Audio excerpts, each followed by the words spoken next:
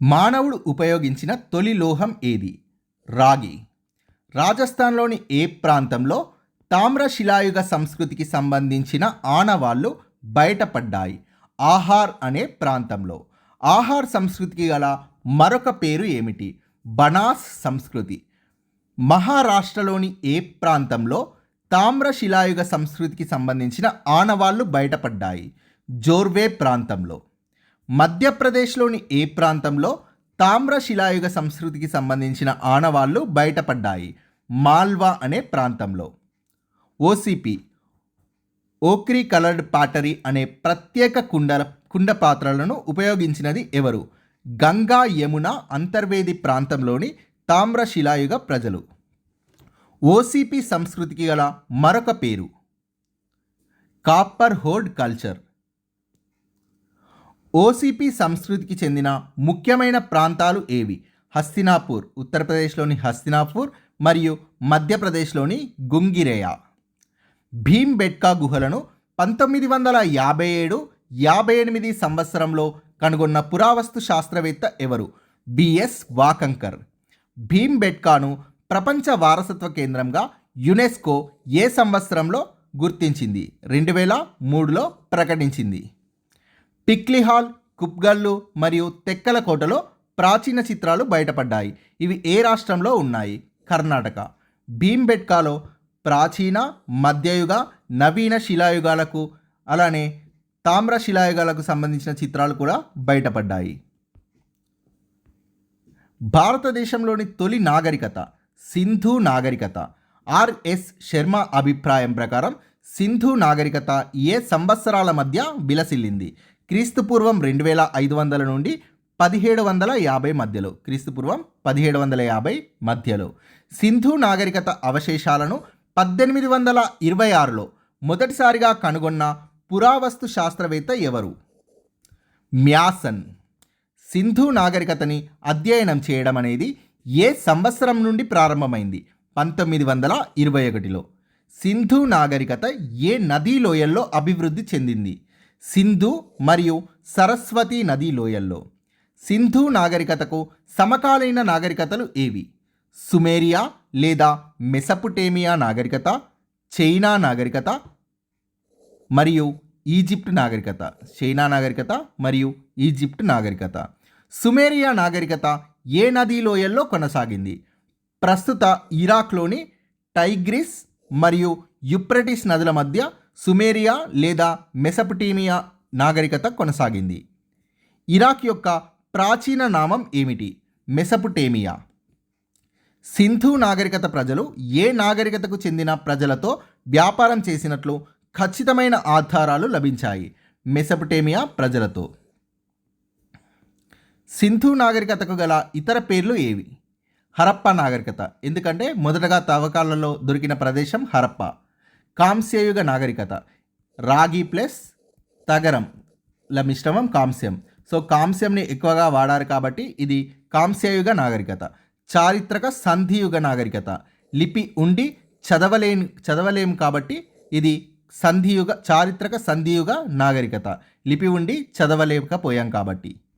China నాగరికత ఏ నదీ లోయలో అభివృద్ధి చెందింది? హోయాంగ్హో నదీ లోయలో అభివృద్ధి చెందింది. హోయాంగ్హో అంటే అర్థం ఎల్లో రివర్. ఇది చైనా దుఃఖదాయిని. ఎల్లో రివర్ లేదా హోయాంగ్హోని చైనా దుఃఖదాయిని అని అంటాం. ఎక్కువగా వర్షాలకు గురై నష్టపోతూ ఉంటుంది కాబట్టి దీన్ని చైనా దుఃఖదాయని అని అంటారు. ఈజిప్ట్ నాగరికత ఏ నదీ లోయల్లో అభివృద్ధి చెందింది? నైలు నదీ లోయల్లో. సింధు లిపి అనేది ఏ లిపి? చిత్రలిపి, బొమ్మలతో కూడిన లిపి. సింధు లిపి దేనిపైన కనిపిస్తుంది? స్టీటైట్తో చేసిన ముద్రికలపైన ఎక్కువగా కనిపిస్తుంది సింధు లిపి. సింధు ముద్రికలు ఏ ఆకారాల్లో తయారు చేయబడ్డాయి? చతురస్రాకారము, దీర్ఘచతురస్రాకారము మరియు వృత్తాకారాల్లో. సింధు లిపి ఏ శైలిలో రాయబడింది? సర్పలేఖన లిపి అంటే బౌస్ట్రోఫెడన్ లిపి ఇంగ్లీష్లో. సర్పలేఖన లిపి ఎలా ఉంటుందంటే ఫస్ట్ ఒక లైన్ కుడి నుంచి ఎడమకి రాస్తారు, రెండవ లైన్ ఎడమ నుంచి కుడికి ఇలా వెళ్తూ ఉంటుంది. సింధు నాగరికతకు సంబంధించి ఇప్పటి వరకు దాదాపుగా ఎన్ని పట్టణాలు నగరాలను కనుగొన్నారు? 1000కి పైగా. నాటి సింధు జనాభా ఎంత? దాదాపు 5 మిలియన్లకు పైగా, అంటే 50 లక్షలకు పైగా.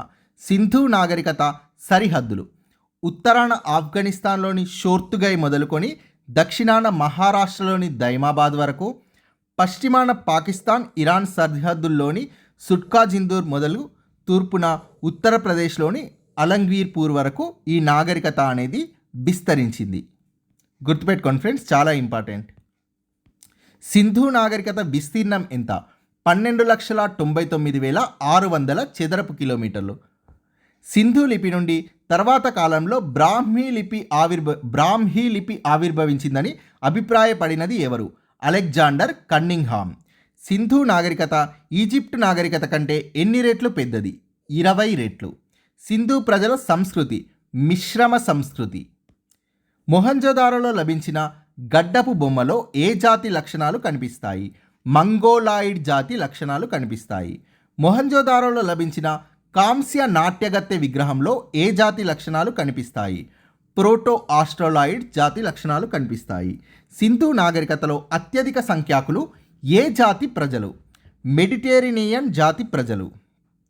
మెడిటేరియనియన్ జాతి ప్రజలను ద్రావిడులు అనడానికి గల కారణం ఏంటి? వీరు ద్రావిడ భాష మాట్లాడటం. మెడిటేరియనియన్ అనేది జాతి, ద్రావిడ అనేది భాష. మార్టిమర్ వీలర్ ప్రకారం సింధు ప్రజలు మెసపొటేమియా నాగరికతకు చెందిన ప్రజలు. వీరు సింధు ప్రాంతానికి వచ్చి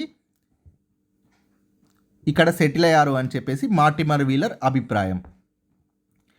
ప్రొఫెసర్ రఫీక్ మొఘల్ ప్రకారం సింధు ప్రజలు బెలూచిస్తాన్కి చెందిన జోబ్, కుల్లి, నల్, క్వెట్టా సంస్కృతులకు చెందిన తామ్రశిలాయుగ ప్రజలు ఇక్కడికి వచ్చి స్థిరపడ్డారు.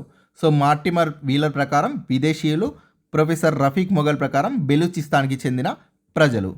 ఏ ఘోష్ మరియు హెచ్డి శంకాలియా వంటి భారతీయ పురావస్తు శాస్త్రవేత్తల అభిప్రాయం ప్రకారం సింధు నాగరికత అనేది పూర్తిగా స్వదేశీయమైనది అని వీరి అభిప్రాయం.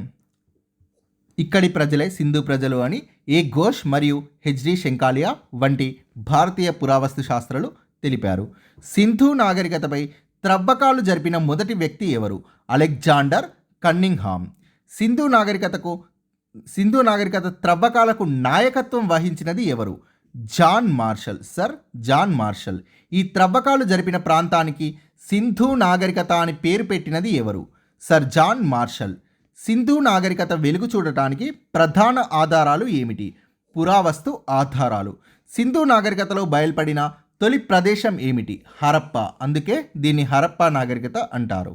హరప్ప ఎక్కడ ఉంది? నేటి పశ్చిమ పంజాబ్ ప్రాంతంలోని మౌంట్ గోమరీ జిల్లాలో రావి నది ఎడమ ఒడ్డున బయటపడింది. హరప్ప ఏ సంవత్సరంలో బయలుపడింది? 1921లో. హరప్ప వద్ద త్రవ్వకాలను నిర్వహించినది ఎవరు? రావు బహదూర్ దయారాం సాహ్ని. Thank you.